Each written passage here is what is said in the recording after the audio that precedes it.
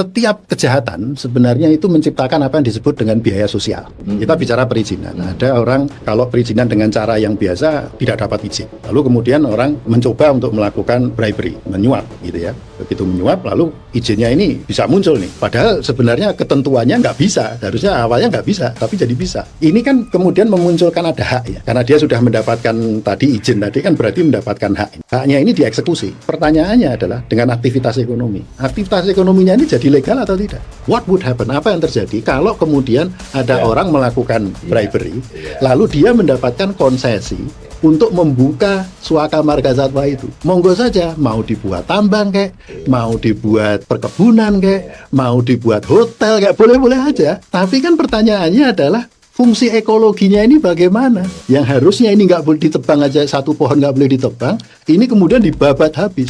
Yang pertama itu adalah berapa kerugian perekonomiannya. Yang kedua itu adalah illegal gain-nya, keuntungan ilegalnya. Ekonom tuh boleh nggak sih ngitung aktivitas ilegal?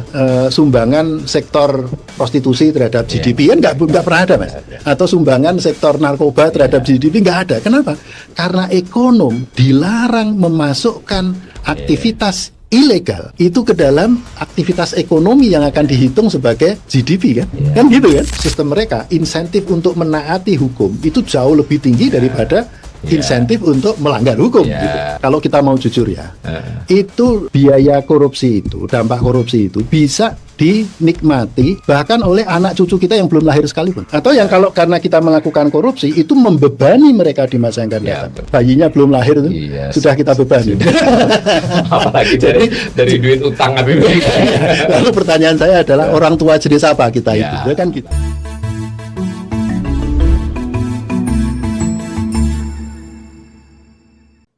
Salam cerdas, Ibu Bapak Saudara-saudara yang saya hormati. Sesi ngobrol ekonomi kali ini kembali bersama Mas Rimawan Praditya, Dr. Rimawan Praditya. Assalamualaikum Mas Rimawan. Waalaikumsalam Mas Awalil. Jadi itu Mas Rimawan ini adalah ahli ekonomi yang kalau di Indonesia tergolong langka.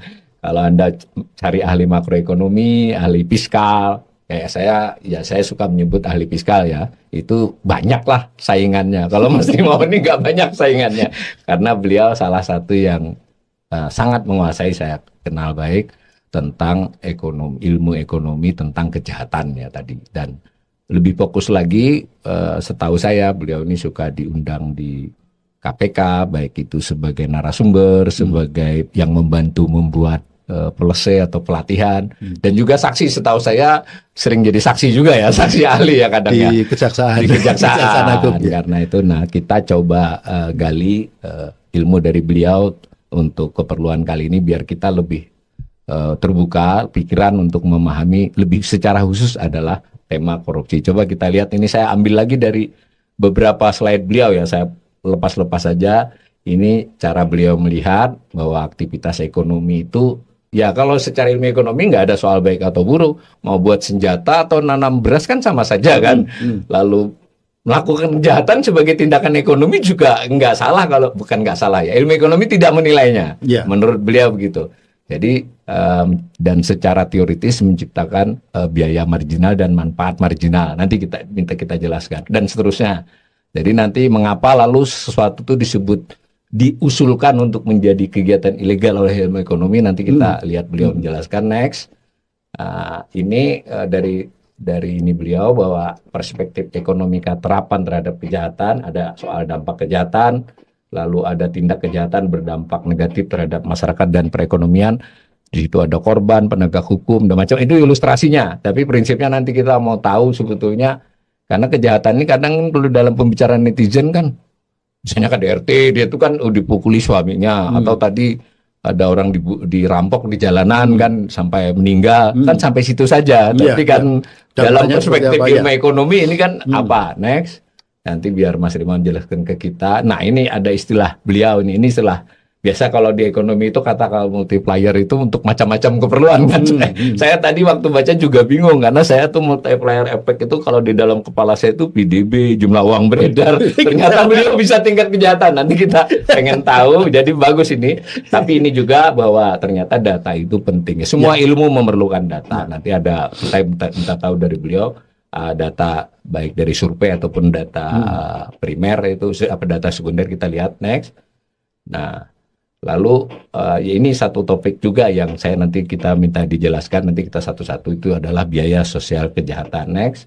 Nanti ini biar dijelaskan oleh yang bersangkutan. Ini ada kritik Undang-Undang Tipikor itu seperti apa? Oh, ini betul-betul masukan ya kita kan yang sudah kalau berlaku ya berlaku kan. Nah, next. Ini yang soal ini penting juga nanti dijelaskan soal kerugian keuangan negara dengan kerugian perekonomian. Bedakan nih keuangan menurut beliau nanti biar dijelaskan yang bersangkutan. Kira-kira begitu ya. Kita mulai dulu dengan definisi korupsi aja lah Mas dulu. Secara ilmu ekonomi maupun secara tipikor. Kita kan nggak ngikuti slide tadi. Jadi kalau dari sisi ilmu ekonomi, coverage dari korupsi itu sebenarnya menurut Bowles tahun 2000 itu ada 3. Jadi yang pertama itu adalah penggelapan, embezzlement, kemudian bribery, bribery itu penyuapan ya, dan extortion itu pungli, pungutan. Nah, ini dari berbagai negara itu definisinya bisa beda-beda. Ya, tapi secara internasional kalau yang digunakan TI, Transparansi Internasional itu adalah bagaimana kita itu punya bagaimana posisi sosial, posisi kita menyalahgunakan posisi dari yang sebenarnya itu posisi sosial tapi digunakan untuk kepentingan pribadi. Nah, itu intinya ada di situ. Jadi kayak abuse of power sebenarnya. Ya. Nah, itu definisi secara umum. Tapi kalau secara terperinci ya tadi yang dikatakan oleh Bowles tadi ataupun juga yang sudah dijelaskan di UNCAC ya, United Nations Convention Against Corruption. Dan di situ juga diatur terkait dengan korupsi sektor swasta gitu. Ada korupsi sektor swasta, kemudian illicit enrichment, yaitu adalah orang yang memperkaya diri sendiri tapi tidak ketahuan sumbernya dari mana gitu. Itu ada. Dan itu semua belum diatur di Indonesia. Jadi saya menyebutnya sebagai unregulated corruption. Jadi kalau di negara-negara maju itu kan semua jenis korupsi tadi kan yang di UNCAC itu United Nations Convention Against Corruption itu udah diatur. Tapi kalau di Indonesia enggak. Gitu. Jadi dan kebetulan Undang-Undang Tipikor kita lahir sebelum adanya UNCAC. Cuma masalahnya kita sudah ratifikasi UNCAC tahun 2003. Tapi belum masih ada 4 jenis rekomendasi atau jenis korupsi yang harusnya diatur tapi tidak diatur di Indonesia atau belum diatur. Yang pertama adalah korupsi sektor swasta. Kemudian yang kedua adalah illicit enrichment tadi, yang pengayaan memperkaya diri tapi hasilnya tidak jelas tadi dari mana. Narkoba misalnya kan. Bisa dari mana-mana gitu kan. Nah, kemudian yang ketiga itu adalah korupsi dari staf yang dilakukan oleh staf asing. Yang keempat itu adalah trading of influence, perdagangan pengaruh. Ini belum diatur semua. Ini belum diatur semua di Indonesia. Itu sebabnya saya sering kali mengatakan kalau di Indonesia itu ada apa yang disebut dengan unregulated corruption. Korupsi yang belum diatur. Mungkin kita mulainya dari situ dulu nih, dari kerugian. Karena kan itu menyangkut itu tadi. Karena buat kami yang tidak terlalu mendalami ini itu kan selalu kerugian negara itu adalah misalnya ada anggaran yang APBN atau yang harusnya diterima oleh negara tidak diterima, masih seputaran itu saja kan. Nah, sedangkan saya lihat dari paparan Pak Mas Rimawan, saya sempat baca-baca tadi, itu malah justru paling kunci adalah kerugian perekonomian. Bisa nggak kita diberi gambaran ini? Jadi begini, setiap kejahatan sebenarnya itu menciptakan apa yang disebut dengan biaya sosial. Biaya sosial. Jadi biaya sosial itu apa sih?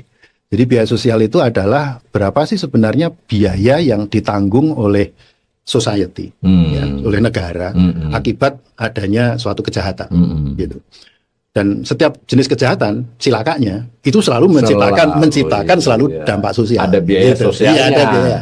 Lah, maksudnya gimana? Oke, sekarang begini. Ini saya misalkan ini tukang nodong nih, Mas Awalil. Saya nodong Mas Awalil di salah satu tempat gitu kan, tempat yang ramai gitu saat nodong. Mas Awalil, ada uangnya, ada silahkan uangnya gitu kan, misalkan gitu. Ada nih uang, Mas Awalil bawa 1 juta katakanlah. Uang 1 juta saya ambil, ya kan? Nah, Ketika uang 1 juta saya ambil, itu secara teori ekonomi bicara apa sih? Ya. Teori ekonomi seolah-olah kan ini kayak ada transfer payment, Mas. Iya. Seolah-olah ada subsidi nih dari Mas Awalil kepada saya kan gitu ya. Mas Awalil kehilangan 1 juta, saya dapat 1 juta. Sehingga kalau dijumlahkan kan nol, tetap tidak ada kerugian. Seolah-olah nggak ada kerugian. Seolah-olah. Tapi karena ini terpaksa, ini kan bukan sukarela nih. Kalau orang sukarela kan beda ya. Begitu ini terpaksa, urusannya kan jadi beda. Loh, kalau ada terpaksa, Mas Awalil mungkin bisa ketakutan. Saya mungkin mintanya karena ini memaksa, mintanya mungkin pakai kekerasan. Saya pakai nodong lah, saya pakai bisa nusuk dulu lah, atau pukul atau bagaimana. Mas Awalil cedera. Nah, sekarang dengan pola seperti itu tentunya Mas Awalil akan lapor kepada polisi. Atau kalaupun Mas Awalil ketakutan, mungkin Bu Awalil yang akan lapor atau tetangganya atau orang yang ada saksi di sini ada yang lapor. Begitu lapor kepada polisi, ini kan ada APH ya. APH kan pasti akan bertindak. Ketika APH bertindak, pertanyaannya adalah siapa yang biayai APH? Nah, ini kan uang rakyat nih, ya kan? Nah, artinya di sini ada biaya yang harus kita keluarkan. Masyarakat harus mengeluarkan karena APH-nya harus bekerja karena adanya kejahatan tadi. Ya. Apakah selesai? Belum. Lalu misalkan tadi Mas Awalil cedera. Kalau cedera berarti ke rumah sakit. Rumah sakit yang cover siapa? BPJS loh. BPJS ya. BPJS kan? Nah, yang cover kan berarti kan masyarakat nih, membebani masyarakat. Oke. Kalau hanya fisik nggak apa-apa. Kalau trauma, loh, nanti ke psikolog, bisa-bisa ke psikiater. Yang bayar siapa? Ya, memang BPJS nggak akan mengcover. Berarti kan rumah tangganya Mas Awalil nih out of pocket nih, ya kan? Terus ada lagi nggak? Masih apa itu? Orang yang di sekitar itu, jadi misalkan ada kejadian, ada beritanya kan, kemudian jangan lewat situ, jangan lewat di stasiun itu. Kenapa? Kemarin ada orang ditodong. Apa yang terjadi? Orang pasti nggak akan lewat nggak akan berhenti di stasiun itu. Dampaknya bagi yang jual gimana? Pendapatannya turun, Mas. Ya kan? Yang lebih buruk lagi itu apa yang disebut dengan fear of crime. Dan itu kena pada seluruh masyarakat. Ya ini katakanlah begini ya, seringkali kita tinggal di kompleks, ya. Tetangga kita itu kecurian. Apa yang terjadi? Satu kompleks itu langsung mendadak ronda, Mas. Padahal kan nggak logis tuh ronda itu. Loh, kenapa rondanya nggak logis? Malingnya nggak akan balik juga. Tapi kan semua orang seolah-olah ini tempatnya Bapak ini kena, berarti besok kayaknya kita nih. Kalau enggak urunan bayar orang tetap biaya juga. Nah, ini jadi kalau ini digabungkan, pertanyaannya gini, siapa yang diuntungkan? Hanya satu orang. Saya tadi yang sebagai pelaku. 1 juta tadi. Iya kan? Saya yang pelaku. Saya yang diuntungkan. Tapi kemudian yang dirugikan siapa? Mas Awalil, keluarganya, masyarakat. Ini baru contoh penodongan. Sehingga kalau ini dijumlahkan, maka mudorotnya lebih besar daripada manfaat satu orang tadi. Itulah yang disebut dengan biaya sosial kejahatan. Ya, jadi begitu ya pemirsa. Jadi tetap ada manfaatnya buat si pelaku kejahatan. Jadi perspektif crime economics ini kan begitu ya. Tapi kalau dijumlahkan itu merugikan perekonomian. Dan ini contoh baru soal penodongan atau pencurian. Nah, maka ketika kita sudah bicara korupsi, kan, coba kayaknya bagus nih diberi contoh korupsi. Sebutlah korupsi secara hitung-hitungan kata hakim terbukti merugikan negara 100 miliar misalnya. Itu contoh itu aja lah. Itu gimana analisisnya? Nah, jadi kan begini ya. Ini kan ada hal yang berbeda antara kerugian keuangan negara dengan kerugian perekonomian negara. Kalau kerugian keuangan negara itu, yaitu kaitannya dengan APBN. Ya, selama itu tidak ada kaitannya dengan APBN, ya nggak bisa diapa-apain, kan gitu kan kira-kira ya. Cuma masalahnya dampak dari korupsi itu kan tidak hanya sebatas pada APBN. APBN itu berapa sih? Kan Mas Awalil tahu nih. Kalau dibandingkan antara APBN dengan GDP itu berapanya gitu kan? Itu kan sangat kecil sekali. Dan nggak dikorupsi semua. Kan itu ya. Jadi, nah sekarang misalkan begini, ketika ada orang melakukan suap menyuap, ya. Kalau di Undang-Undang Tipikor itu suap menyuap itu ya cuma itu ada suap menyuap, tapi tidak ada perhitungan terkait dengan berapa dampaknya berapa, nggak ada. Padahal orang mau menyuap, orang mau melakukan embezzlement, ataupun juga orang melakukan tadi pungli, itu menciptakan biaya sosial semua, merugikan perekonomian semua. Dan bisa berlipat-lipat. Bisa berlipat-lipat. Karena gitu. Bisa Saya kaitkan dengan tayangan kita terdahulu bisa merangsang orang lain juga untuk melakukan hal yang sama. Betul. Oh ternyata korupsi itu ya risikonya nggak terlalu besar gitu. Iya, iya, Seperti iya. itu. Nah, jadi misalkan perizinan, kita bicara perizinan. Ada orang sebenarnya kalau perizinan dengan cara yang biasa tidak dapat izin. Lalu kemudian orang mencoba untuk melakukan bribery, menyuap gitu ya. Begitu menyuap, lalu izinnya ini bisa muncul nih. Padahal sebenarnya ketentuannya nggak bisa. Harusnya awalnya nggak bisa, tapi jadi bisa. Nah, ini kan kemudian memunculkan ada hak ya. Karena dia sudah mendapatkan tadi izin tadi kan berarti mendapatkan hak ini. Haknya ini dieksekusi. Pertanyaannya adalah dengan aktivitas ekonomi. Aktivitas ekonominya ini jadi legal atau tidak? Kan ini kan jadi masalah kemudian. Ya kan? Iya. Ini kan? Harusnya ya. Harusnya itu jadi misalkan ini ada hutan. Hutannya hutan lindung atau hutan alam. Atau bahkan mungkin suaka marga satwa. Suaka marga satwa itu Mas. Itu motong pohon aja nggak boleh. Harusnya ya. Nggak boleh. Harusnya nggak boleh. Kenapa? Karena sebagian besar dari suaka marga satwa itu ada di puncak-puncak gunung. Begitu itu dipotong, itu urusannya panjang itu. Itu sebabnya suaka marga satwa itu level tertinggi dari sependek pengetahuan saya ya, dari hutan. Dan itu tidak boleh memotong pohon aja nggak boleh. Sekarang pertanyaannya, what would happen? Apa yang terjadi kalau kemudian ada orang melakukan bribery, lalu dia mendapatkan konsesi untuk membuka suaka marga satwa itu? Monggo saja, mau dibuat tambang kayak, mau dibuat perkebunan kayak, mau dibuat hotel kayak, boleh-boleh aja gitu ya. Tapi kan pertanyaannya adalah fungsi ekologinya ini bagaimana? Yang harusnya ini nggak boleh ditebang aja, satu pohon nggak boleh ditebang, ini kemudian dibabat habis. Ini biaya sosial yang sangat besar. Nah, ini masuk ke biaya lingkungan kan, ada eksternalitas gitu. Harus dihitung nggak? Dihitung. Inilah yang harus dihitung kemudian. Nah, dalam kasus sejauh ini, ya kita udah menangkap ya berbeda kerugian keuangan negara dengan perekonomian itu lebih luas dan mestinya fokusnya ke situ kan. Nah, sekarang dari kasus-kasus hukum yang sudah inkrah lah ya, perhitungan pengadilan kita bagaimana? Mengakui nggak ada perhitungan kerugian perekonomian negara? Selama ini sudah diakui ada. Tetapi untuk hukumannya belum dikaitkan. Ya, jadi bahwa ini ini ada kerugian perekonomian negara, ada. Boleh. Beberapa kasus sudah. Tetapi apakah itu dikaitkan nanti dengan hukumannya? Ini yang sama ini belum. Saya tidak banyak mengikuti tapi sempat juga baca-baca. Kelihatannya juga ya mudah-mudahan saya salah nih ya. Ada sedikit masalah juga di penuntut karena kelihatannya penuntut tidak memperluas kepada benar nggak? Ini common sense aja. Kok kayaknya sebagian penuntut itu tidak memperluasnya menjadi perekonomian negara. Sudah sebenarnya. Sudah ya? Sudah. Oh, sudah ada edukasi juga kepada APH ya? Sudah. APH sudah. Malah justru sudah masuk ke sana. Oh, berarti udah oke ya. Tinggal kan jadi misalkan begini, ini saya kasih contoh aja. Meskipun tidak di Indonesia ya. Ini yang menarik. Kasusnya VW. Mobil VW itu. VW itu jualan mobil sedan 2000 cc diesel di Amerika. Dan dia mengatakan bahwa kami sudah memenuhi sesuai dengan standar emisinya Amerika dengan menggunakan apps tertentu. Ternyata yang dia lakukan itu dia main di apps-nya. Jadi sebenarnya emisi dia itu lebih tinggi daripada standar yang diberikan oleh orang Amerika, pemerintah Amerika. Dia jauh lebih rendah, Mas. Dia lebih tinggi emisinya. Tapi disiasati. Ketahuan kan? Padahal ini sudah berapa unit, ribu unit yang kejual. Apa yang terjadi?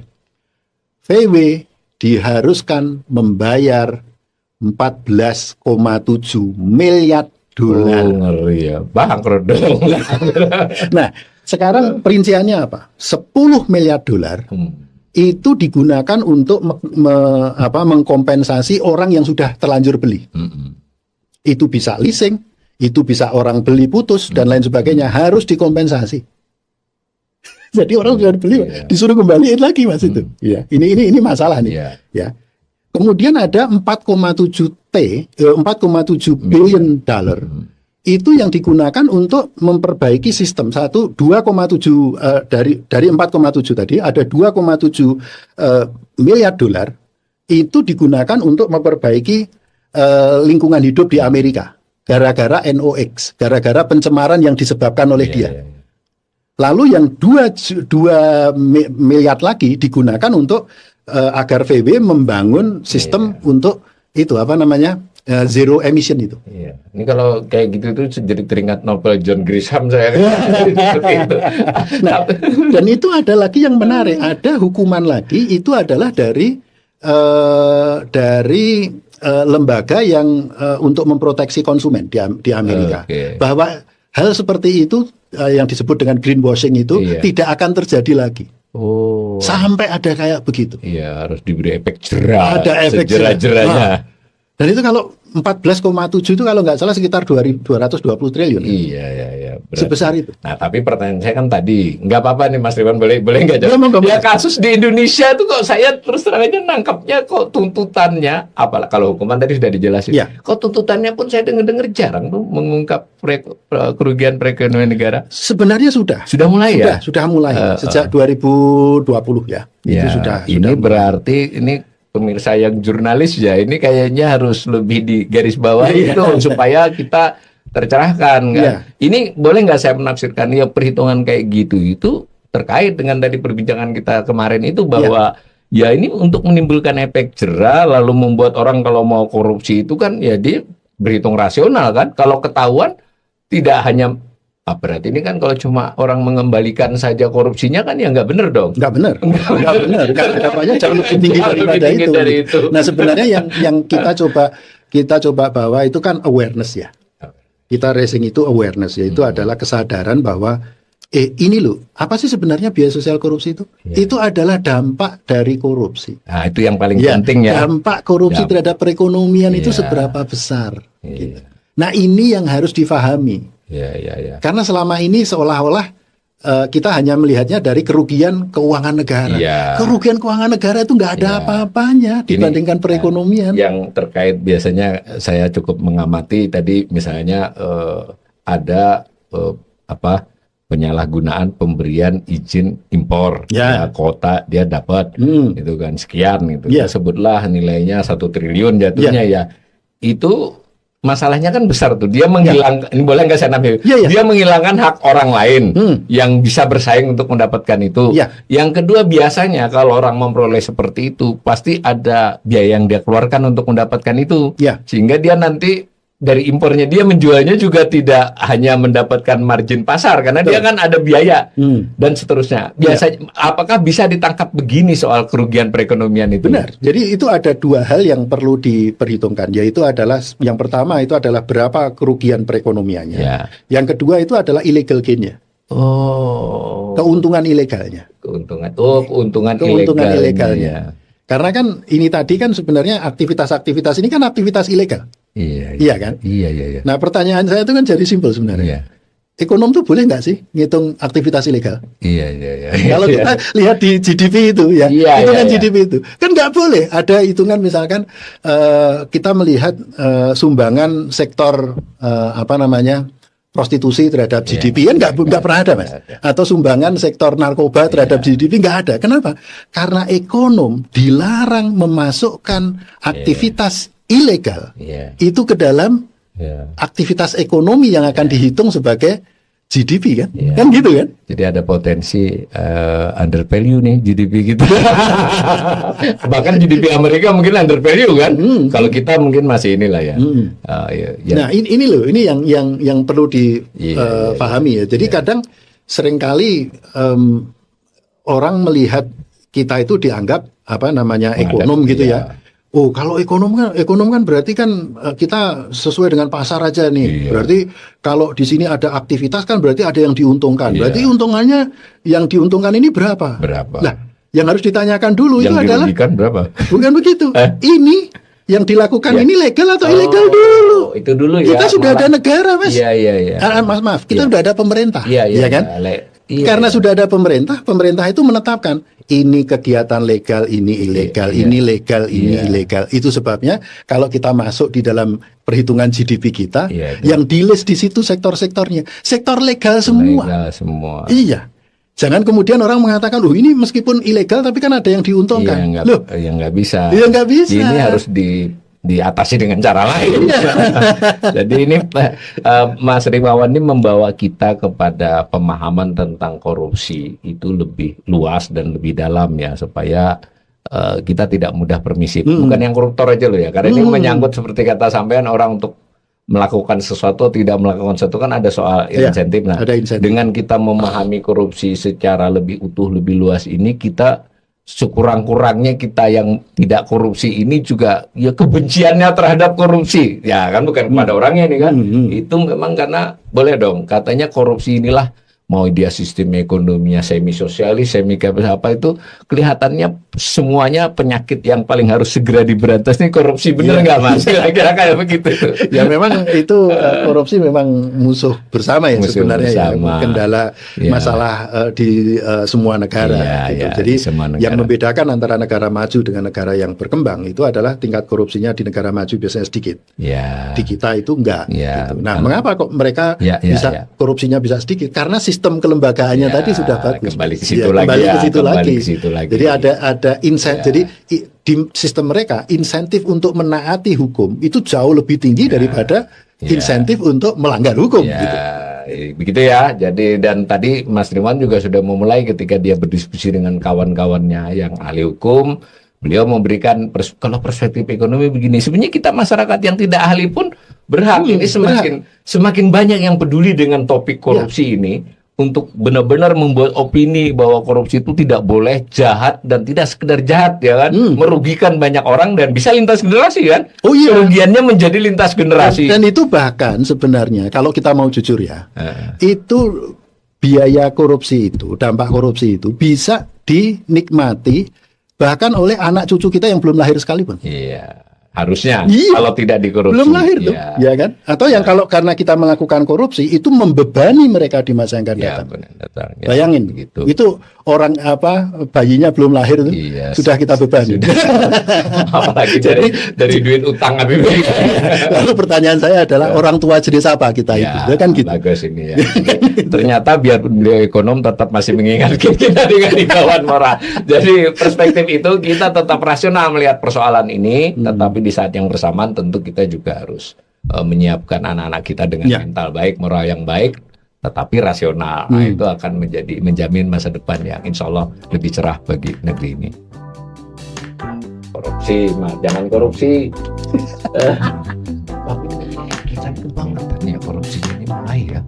Iya, terutama konsesi itu ya Mas. Iya, itu banyak.